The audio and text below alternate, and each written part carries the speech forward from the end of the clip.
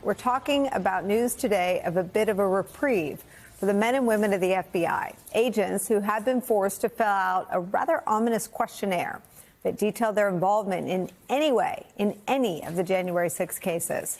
Men and women of the FBI who then learned that the Justice Department was leaning on FBI leadership to hand over those names, a demand FBI leadership first refused to comply with and instead turned over ID numbers. The men and women of the FBI who woke up this morning then to the news that after all that, acting FBI Director Brian Driscoll in effect blinked in this standoff with the Justice Department and did in fact turn over the full names of every FBI agent who worked on any January 6 case.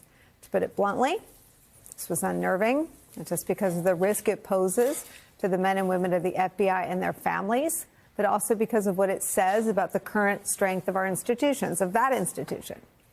But what happens next is arguably just as important and instructive. Within hours of news that the names of all the FBI agents who worked on January 6 cases had been turned over to the Justice Department, there was another development. We learned this, quote, the Trump administration has agreed to keep private a list of FBI employees who worked on January 6 cases unless it first provides a 2-day head start for the employees to seek a court's intervention. The agreement between the FBI Agents Association and Donald Trump's Justice Department de-escalates, for now, a showdown between the Bureau and the Department of Justice. The agreement also, quote, bars the entire federal government, not just the Justice Department, from making any part of the list public without giving 2 business days notice. That would allow attorneys for the FBI personnel to ask the judge for further relief. For now, it is a breakthrough for those FBI agents and their families who had their names handed over to the Justice Department. Relief, however, temporary from what was reported to be deep anxiety felt by countless FBI agents. And while there is no guarantee that they'll be protected forever, the imminent threat of having their identities out there has been alleviated, at least for today. It is also a reminder that although our institutions are being challenged in unprecedented ways, they are not without power. They're not without access to the courts. The FBI is an institution with a storied history, not a perfect history, but essential to American life and Americans' security. So let what happened today be one of our first lessons. When the FBI pushed back, Donald Trump's Justice Department was willing to reach a compromise. It remains to be seen if Kash Patel, the incoming FBI director, will change the FBI beyond recognition. But for now, round one goes to the workforce, the men and women who want to get back to the business of protecting the American people. It's where we start today with some of our favorite reporters and friends. With me at the table, former top official at the Department of Justice and MSNBC legal analyst Andrew Weissman's here. Also joining us, former federal prosecutor, former lawyer with the DOJ National Security Division, Brendan Ballou is here. Also joining us is New York Times Justice Department reporter Glenn Thrush. Glenn, we may as well move this forward. What does happen when Kash Patel gets there? Well, I should say that he has not yet been confirmed. And we're expecting at the earliest the middle of this month as being a vote on his confirmation. Forgive me, I'm losing my voice. It's been a long week. We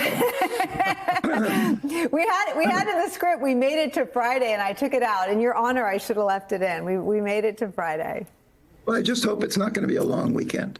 Yeah. But I think, curiously enough, I've spoken to some people over the past couple of days who have actually said to me, we're looking forward to having Kash Patel, a guy who has an enemies list and talked about turning FBI headquarters into a museum, having him on board because he'd be more accountable and have to testify before Congress, unlike interim leadership. So I think we're dealing with a situation here in which the Department of Justice and Emil Bove, who is the number 3 person in the Justice Department, number 2 person in the Justice Department right now, has been the prime mover, essentially walked into a bit of an ambush. Because in addition to kind of the institutional authority that the FBI still has, there is still that residual power in terms of its hold on the public. Because there's a big difference, and I think I said this last time we spoke. big difference between going after the chiefs, the people who made the supervisory decisions about these cases, and individual field agents who are simply doing what they were told to do. So I think part of this, the question here is, and I think more so than Kash Patel, Pam Bondi, who has really gone out of her way to portray herself as having a degree of independence from the White House. Will Pam Bondi, the new Attorney General, provide sufficient protection for the FBI's workforce that this particular attempt at getting these names, which has already chilled the building, will stop? Andrew Weissmann. I think it's really important to not have the Overton window sort of move along where we don't remember how crazy this is. There is no legitimate reason for these names to ever be public. These people, whether the field people, the agents and analysts and staff who worked on the January 6 cases, or the senior leadership, they were doing righteous work. We have Emil Bove and now Pam Bondi, the official Attorney General, describing the January 6 prosecutions as a grave national injustice, as has Donald Trump. That is false. The people who worked on it were doing something for the public. The names of the people who worked on it, to have it ever be public, that they worked on it, to have a target, this shouldn't be, oh, they have 48 hours to get to court. It should never be released. So I just want to make sure people understand how nutty this is. The second part of what is at issue is not just the list, which, by the way, now there is that list, and there's the fear that somebody is going to leak it against the court order that's in place not to. And so understand the precariousness for all of the people on that. That's thousands of people who have to worry about that for doing their job for us. And the second part is they're all subject to heightened scrutiny for employment action. How do we know that? Yeah. Emil Bove, in his memo, says that's the purpose of the list. People who did their job to figure out what happened and who's responsible for January 6 cases that every single judge who has had these cases has said it's righteous. These are people who are being held to that kind of scrutiny. This is really the inmates running the show. Could anyone at the FBI investigate a case that the director of the FBI didn't direct them to investigate? No, everything, if that would be fireable. If you did something that was not approved, now, granted, the director is not approving each and every one, but if you did something that was against the senior leadership and against policy, and that, by the way, that's true whether Republican or Democratic, whatever the policy is, you have to follow it. There's no question the January 6 cases were righteous. Just let's remember, and I've said this and lots of people have pointed this out, these cases were ones that Republican leadership in Congress were supportive of on the day of and the day after. You keep making the point. Ted Cruz was saying that. Mitch McConnell was saying it. But also the cases began under the Trump administration, and Trump 1.0. I guess I asked that because I'm from the West, so there are all sorts of stories about grizzly bear attacks on our local news. I've never seen a scenario where when the grizzly bear, and in this story, the grizzly bear is you know, Trump and the MAGA movements, where a parent doesn't protect the family from the grizzly bear. Why isn't Chris Wray all over Fox News saying, I led the department, no one freelanced, it went out on a case, I made them do it. I made the call that these were crimes worthy of investigating. And I'm not saying he belongs on this show, but why isn't he all over television defending his workforce? Well, you know, that's a great question. And I think, agree that he should not have stepped down, that it was a sign of that the Justice Department doesn't have and the FBI doesn't have this sort of apolitical history per the, you know, Congress has a 10-year term.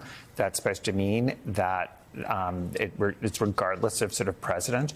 And by stepping down, he was really saying that's really on paper only, and each president should just have a new person. That's not the way it's supposed to work. But it also leaves the workforce, leaves an impression that he did something wrong, and so he's going to let it change a policy. There's no policy at the FBI. I mean, you could change priorities, but there's no January 6th was a policy priority of Chris Wray's, but it won't be. I mean, to your point about the Overton window, Christopher Wray walking out sends the clearest signal yet to the American people having any power in this moment. It's that they heard what Glenn's talking about, that actual FBI agents who stopped child sex traffickers, who stopped serial killers, who stopped drug cartels, they were screwed because some of them had to go interview January 6th insurrectionists and their names were on a list. Christopher Wray told all of those people to investigate January 6th. Where is he? Right. So let me just give a shout out to one group of people who have been speaking up, and that is the judges in D.C.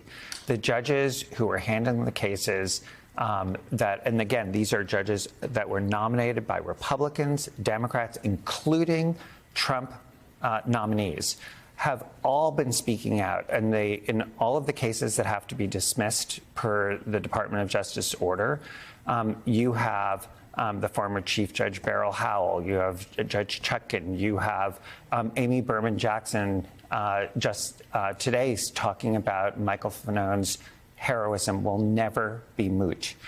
Speaking out about the fact that these cases cannot be whitewashed. And so, what you are seeing is one branch of government really doing what it's supposed to and being fearless. And I hear your point about other people. I just wanted to say, and that's a totally legitimate point, but it's worth noting that there are people who are saying this is wrong.